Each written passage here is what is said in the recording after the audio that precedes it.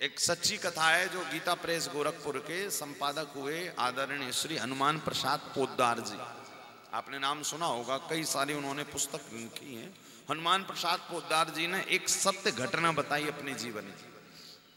हनुमान प्रसाद पोद्दार जी ने बताया कि एक बार वो मुंबई में जो ही चौपाटी का जो एरिया है वहां बैठे थे।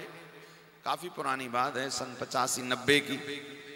तो विराजमान थे, तो बैठे थे, तो प्रतिदिन एक बहुत अच्छी पुस्तक, कोई किताब पर कुछ अपने भाव दे रहे थे और आध्यात्मिक कोई पुस्तक रही सनातन धर्म की।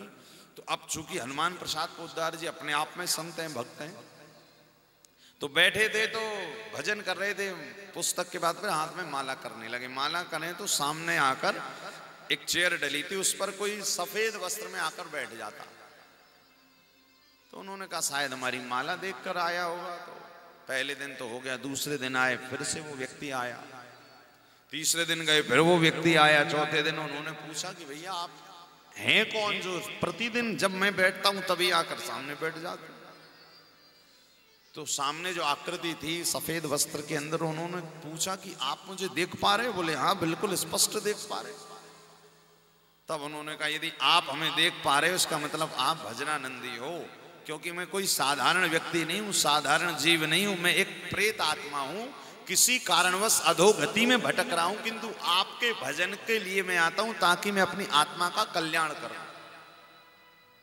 तो अब ये देखकर उन्होंने लिखा भी था, ये छपा भी था न्यूज़पेपर अखबारों में।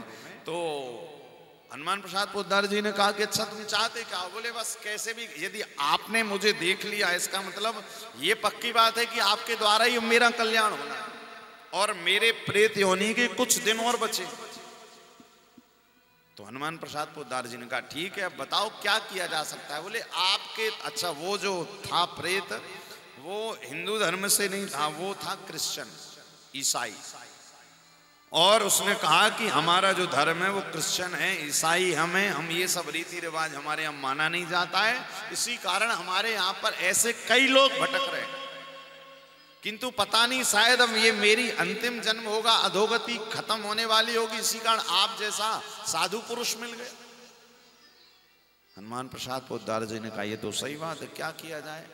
तो उन्होंने फिर 11 पंडित बुलाकर पोद्दार जी ने उनका नाम जो भी था पूछ के, और गया जी में उनका विधिवत 15 दिन श्राद्ध तर्पण इत्यादि कर पाया। और करवाने के बाद अब ये सब कृत्य जब चल रहा था, तो उस दौरान हनुमान प्रसाद पोद्दार जी मुंबई से ऋषिकेश आ गए थे किसी कारणवश। तो जब पितृमोक्ष अमावस्या आई और जब पितृ कार्य एकदम विधिवत संपन्न हुआ, तो उस पितृ कार्य संपन्न होने के बाद वो जो आत्मा मुक्त होने वाली थी, वो कृष्ण की आत्मा, वो हनुमान प्रसाद पोद्दार जी के सपने में आई और उसने कहा महाप्रभु आपने हम पर बहुत बड़ी कृपा कर दी, आपका जितना धन्यवाद करूं मैं कम है। आपने वास्तव में परहित किया है, आपने वास्तव में एक भटकती आत्मा को आज वैकुंठ गोलोक साकेत का वासी बना रहे हैं। और ऐसा आशीर्वाद देकर वो जो आत्मा थी वो हनुमान प्रसाद पोद्दार के सपने में आकर आशीर्वाद देकर और ये कहकर गई कि आज मैं इस धरती से मुक्त होकर अपने परम वैकुंठ धाम जा रहा हूं। ये पितृ कार्य की अद्भुत चमत्कार है, अद्भुत। ये लिखा हुआ